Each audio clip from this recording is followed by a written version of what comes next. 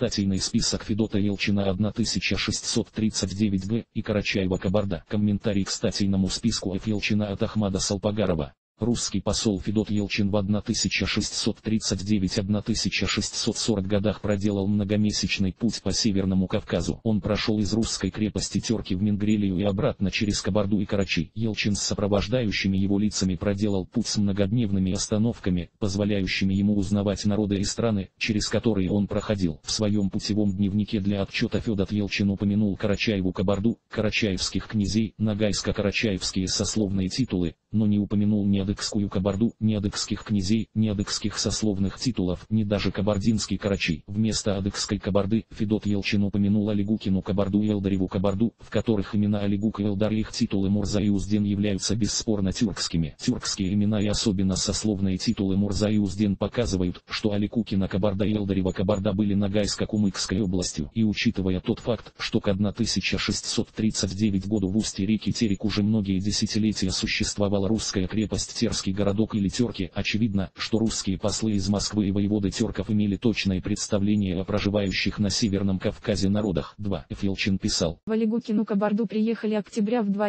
а в Роздачу до Нохапуки Мурзи 4 аршина сукна красного Оглинского, до Зеркола немецкая спатальею Большие, до Атажук Мурзе дано 4 аршина сукна красного Оглинского, до Зеркола Большая немецкая спатальею, до провожатым Хапукину Узденю Пшуки дано 2 аршина сукна красного Оглинского, которые провожали до Карачаев из Кабарды, а в Карачаеву Кабарду пришли октября в 13 до Карачаевскими князьям 2 братам дано Елбуздуку да Елистану 4 аршина сукна красного Оглинского до 8 кимдиков. Алигук является ногайско-карачаевским именем Алагёк, которое в поволжско-татарском диалекте переводчика звучит как Алагук, то есть Алигук. Имя Алагук или Алагёк идентичен карачаевскому имени в обратном порядке Кёкала, означает «небесный и вольный». Имя Элдар в ногайско-карачаевском диалекте звучит как Ильдар, но Элдар или же Ильдар записан в поволжско-татарским произношением. Ильдар по-карачаевски означает «предводитель народа». Вероятно, переводчиками русского посольства были казанские татары. Сама фамилия русского посла Елчина происходит от тюркского слова Ильчи и означает «посол», «посланник». Многократно упоминаемый в тексте Елчина дворянский титул Мурза есть ногайская этническая метка, происходит от арабско-персидского «эмир-зади» и означает «сын эмира», «сын предводителя». Ногайский титул Мурза показывает, что титул возник в ногайской среде уже после принятия имя ислама. Другой ногайско-карачаевский титул свободного, вольного сословия Узден-Йозден также является тюркской этнической меткой и имеет буквальное значение из настоящих, из своих. Оба титула Мурза и Узден не являются адыгскими. Здесь мы Кабарду обозначаем как Ногайско-Кумыкской областью, по причине населения ее не только ногайцами, но и кумыками, и месторасположение Бейлика Кабарда в 17 веке на территории Кумыкии, на среднем течении Терека. Также последним правителем Кабарды в 1919 г. был кумыкско-кабардинский князь Федор Бекович Черкасский. Рим, АТС. Толкование других тюркских имен и определение расстояний между историческими областями Кавказа по количеству дней пути выполним в другой аналитической статье. Статейный список Ф. Елчина был издан С.А. Белокуровым в чтениях в обществе истории и древности российских 1887 г. КН 2 СТР 257-376. Статейный список Ф. Елчина сохранился в 2 рукописях. Списки эти отличаются друг от друга. Ф. Елчин, по-видимому, был неграмотным, он не смог сам приложить руку к поданному им в посольский приказ статейному списку, состоявший при посольстве Подьячий, который, как можно думать, и начал писать список, умер еще до перехода посольства через перевалы главного Кавказского хребта в Грузию. С.М. Чт. Айбр 1887 КН 2. Далее список писал человек Т. Е. Холоп Елчина, очевидно, частью с его слов, частью самостоятельно. Это объясняет простоту изложения. Второй список подвергся официальной обработке, сопровождавшейся несомненно дополнительным опросом Елчина или кого-либо из участников его посольства. Второй раз статейный список Ф. Елчина издали в книге «Путешествие русских послов 16-17 ВВ». Статейные списки Эмиль Ан СССР 1954 г. Цитата о первом издании из СТР 356 указанной книги.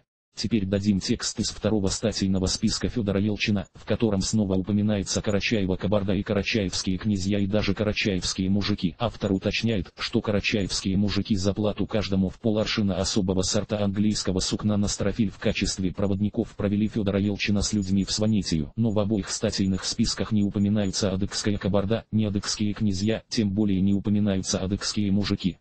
12 Хапуга и Хатажука отпустил их в Карачаеву-Кабарду октября в 6 дне, а с ними послал в провожатых Уздения Свивапшуку, и они тому Узденю дали в почесть за провожание. 13 показали карачаевским князем двум братам Елбуздуку да Елистану государеву проезжую грамоту, а в почесть им. 14 он не хотя Ева Олегуки разгневить дал 4 аршина сукна Оглинского Узденю Ева Баранбе, да в Карачаеве же Кабарде умер подьячий Федор, который с ним Федотом послан был с Москвы. 15 в Санскую землю через снежные горы пеши. 16 потому что на лошадях было ехать немощно и путь был добре нужен, все шли около гор по косогору, а подрухлят наймовали карачаевских мужиков, а давали найму до санские земли от ноши по полуаршина сукна на строфилю.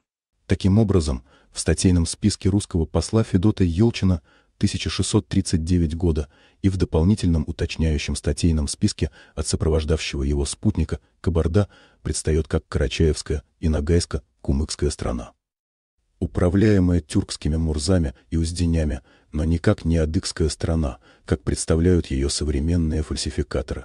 В своем путевом дневнике для отчета Федот Елчин, а за ним и его спутник, после многодневных двухкратных пребываний в Карачае и Кабарде, упомянули Карачаеву-Кабарду карачаевских князей.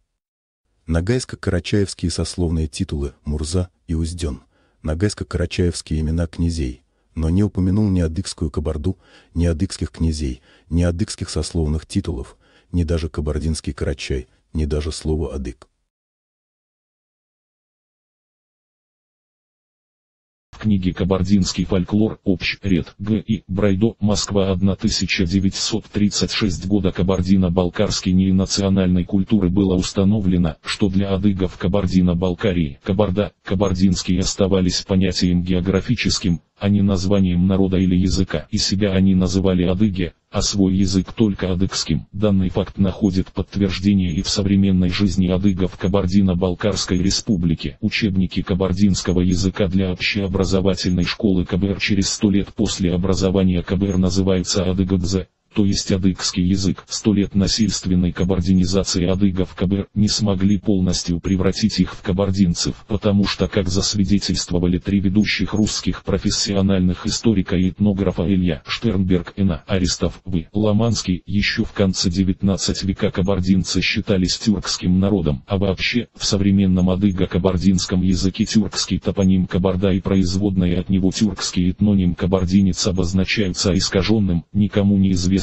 одним адыгским словом кабарды, в то время как в тюркском карачаевском языке известны Кабар, хазарское племя, Кабарты, производный топоним и гидроним от имени Кабар-Хазаров, Кабартылы, кабардинец, Кабартыче, житель Кабарды, то есть адыг. Приведем здесь цитату русского историка и этнографа конца 19 века Аристова Николая Александровича. Имя кабаров, хазарского племени, имя этих кабаров удержалось в названии местности Кабарды и в имени кабардинцы той части аборигенов Западного Кавказа, которая получила от тюрков свою аристократию, княжеские фамилии, некоторые обычаи и склонности, а также много тюркских слов в свое наречие. Можно подозревать, что и самое имя черкесов принесено к подножиям Кавказа союзом тюркских родов того же имени, в состав которого входила Кабар, Каба и Кайс, в числе делений рода Малой Орды Черкес или Серкиш.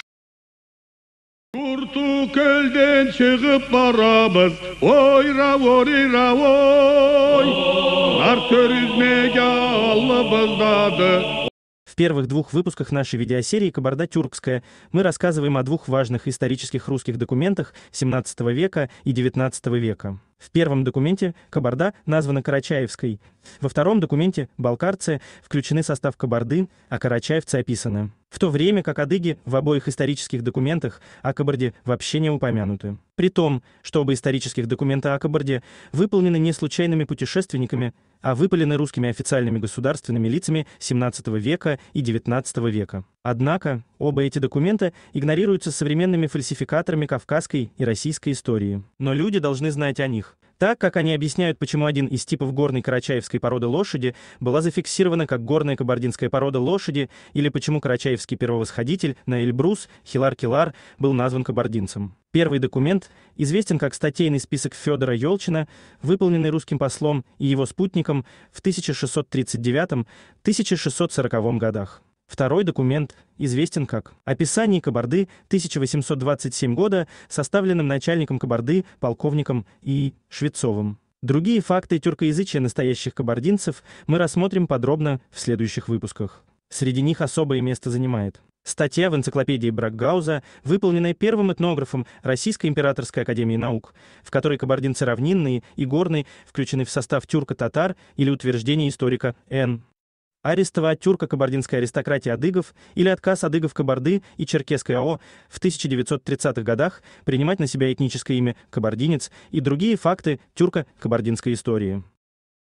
Из-за того, что знать адыгов в прошлом была тюркской, точнее сказать была тюрко-черкесской и тюрко-кабардинской, адыги ЧАО и КБР еще недавно, в 1930-е годы, не признавали себя ни черкесами, ни кабардинцами. Смотри пример Бековичей Черкасских, перепись ЧАО в 1926 году и в 1939 году, книгу «Кабардинский фольклор» 1936 года под редакцией Г. И. Бройда. Федор Николаевич Бекович Черкасский, он же Тимбот Джанхотович. Бекович Черкасский является природным тюрком-кабардинцем и настоящим тюрком-черкесом, был последним тюркским правителем Кабарды в 1919 году и начальником кабардинской дивизии. Род Бековичей Черкасских несколько веков являлся владетелем Малой Кабарды и полностью совпадает с описанием тюрко-кабардинской аристократии адыгов Кабарды, сделанное русским историком Н. А. Аристовым. Имя кабаров хазарского племени. Имя этих кабаров удержалось в названии местности Кабарды и в имени кабардинцы, той части аборигенов Западного Кавказа, которая получила от тюрков свою аристократию, княжеские фамилии, некоторые обычаи и склонности, а также много тюркских слов в свое наречие. Можно подозревать, что и самое имя черкесов принесено к подножиям Кавказа союзом тюркских родов того же имени, в состав которого входила Кабар, Кобый и Коюсь, в числе делений рода Малой Орды, Черкес или Сёркеш.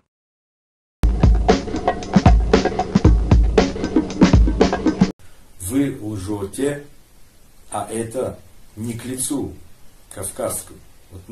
Я поэтому хочу сказать, что вы, скорее всего, не кавказец, если вы лжете, потому что на Кавказе прежде всего ценится честь. Честь. Совесть надо иметь и честь. Почему особо честный Аскер Хишир до сих пор не рассказал своим слушателям о том, что русский посол Федор Ёлчин в 1639 и 1640 годах 2 раза побывав в Карачае и Кабарде упомянул Карачаеву Кабарду? Карачаевских князей, узденей, мужиков. Но он же, Ёлчин, не заметил и не упомянул адыгов, адыгскую Кабарду, адыгское сословие Пши и Орк. Почему особо честный адыгский видеоблогер Аскер Хишир не сообщает своим слушателям о том, что начальник Кабарды, полковник Швецов, в своем описании Кабарды 1827 года рассказал о карачаевцах и балкарцах, но адыгов даже не упомянул? Мы сегодня не будем задавать адыгскому видеоблогеру сложный вопрос типа: неужели вы всерьез думаете, что сможете внушить своим слушателям, что будто тюрко-кабардинское свободное сословие Мурс и Узденей ходили пешком, а подвластное им адыгское сословие Пшитлей и Унаутов вырастили и скакали на своей адыгской породе лошади? Мы ограничимся более простым вопросом о выдуманном адыгском первовосходителе Челаре, тем более что Аскер Хишир выдает себя за его потомка. Особо честному видеоблогеру Аскеру Хишир, но самозванному потомку карачаевского Келара, надо рассказать и представить факты на следующие вопросы. Через сколько веков после упоминания Карачаевой Кабарды, когда и кем впервые упомянуты адыгская Кабарда или адыги в Кабарде? Самозванному потомку первосходителя Келара, Аскеру Хишир, надо рассказать своим неадыгским слушателям, что означает фамилия Хешер и какой адыгский князь. Не боясь за свою карьеру, привел и представил выдуманного адыгского Челар Хишир русскому генералу Эммануэлю для сопровождения экспедиции на Эльбрус и для получения награды. И, наконец, когда и кем впервые упомянут выдуманный адыгский первовосходитель на Эльбрус Челар Хешер. И каким образом адыгское имя Челар превратилось в карачаевское русское имя Хилар Келар. Portugal'den çıkıp barabız, oy ravoy, Artörüz mega Allah bızdadı.